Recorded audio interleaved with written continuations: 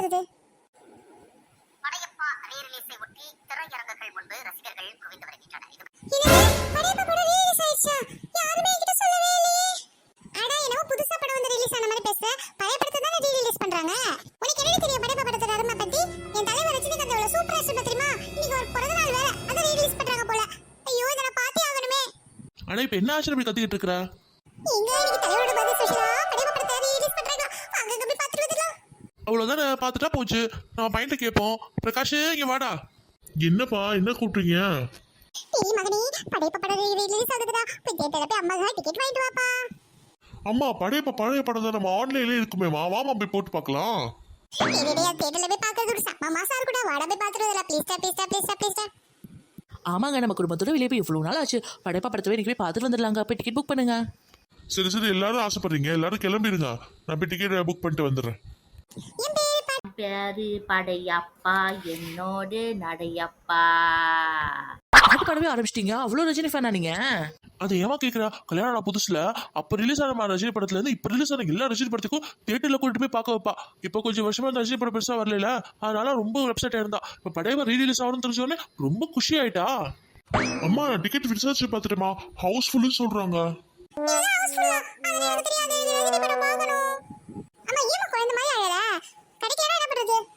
சரி தியேட்டர்ல எனக்கு தெரிஞ்ச ஒரு பையன் இருக்கான். அவன் மூலமா நான் டிக்கெட் அரேஞ்ச் பண்றேன். எல்லாரும் கிளம்புங்க, கண்டிப்பா போலாம். கையிலாயிரம் தடை கலப்பா, தடைக்கலும் உனக்கு ஒரு படி கலப்பா. அத்தை கையில என்ன பால் பாக்கெட்லாம் வச்சிருக்கீங்க? தலைவரோட கட்டவுட்டுக்கு பால் அபிஷேகம் பண்ண தான் பால் எடுத்து போயிட்டு இருக்கேன். ஐயோ அம்மா, நம்ம தியேட்டருக்கு போறோம், கோயிலுக்கு போற மாதிரி பேசிட்டு இருக்கீங்க. பார்த்தா வந்து தெரியும் அது தியேட்டரா கோயிலா, நீ கொஞ்சம் ஆசைப்படுவ. சரி புள்ள எங்கடி? அவளை விட்டு நிமிடம் நிக்கிற.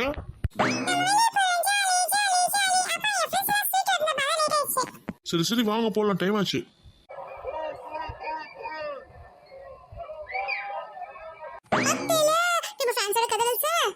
என்ன அத்தை இப்படி கத்துறாங்க? படைப்பா படம் ரிலீஸ் ஆன போது கூட இப்படி கத்திருக்க மாட்டாங்க போல இருக்கே. அந்த அளவுக்கு வெறித்தனமான ஃபேன்ஸ் இருப்பாங்க போல தெரியுது. நமக்கு இதெல்லாம் புரியாதுப்பா. வழி தனி வழி. அதுக்கப்புறம் என்ன வரும்? ஏய் டேரக்டர் மட்டும் பேசு, சும்மா பேசிட்டு இருக்காத.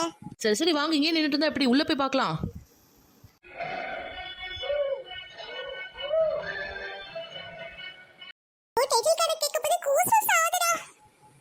ஐயோ அத்தை உணர்ச்சி வசப்படாதீங்க, படத்தை பாருங்க.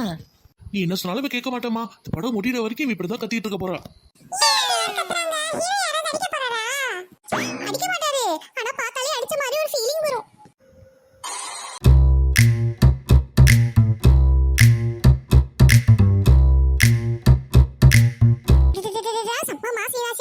இதுக்கப்புறம் தான் அந்த கிரானைட் கல்லை கண்டுபிடிப்பாங்க.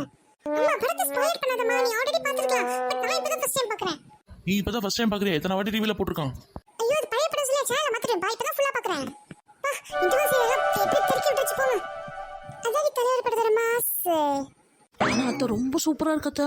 இது வரைக்கும் செம்ம இன்ட்ரெஸ்டிங்கா இருக்கு. நானும் பல வாட்டி வீட்டுல பாத்திருக்கேன். ஆனா தியேட்டர்ல பாக்குறது இப்படி டிஃபரெண்டான எக்ஸ்பீரியன்ஸா இருக்கும் நான் எதிர்பார்க்கவே இல்ல. ரஜினி படம் பார்த்தாலே லைஃப்ல ப்ராப்ளம்ல பாஸ் ஆன மாதிரி இருக்கும். ரஜினியை விட நீ தான் மாஸ். அப்போ நெக்ஸ்ட் படத்துக்கு நீ ஸ்பான்சர் பண்ணு. அடுத்து என்னமா ரஜினி படம் வருது? பாஷா ரீ-ரிலீஸ் ஆகுதுன்னு கேள்விப்பட்டேன். அது வந்துச்சுன்னா எல்லாரும் ஸ்பான்சர் பண்ணி கூட்டி பண்ண சரியா?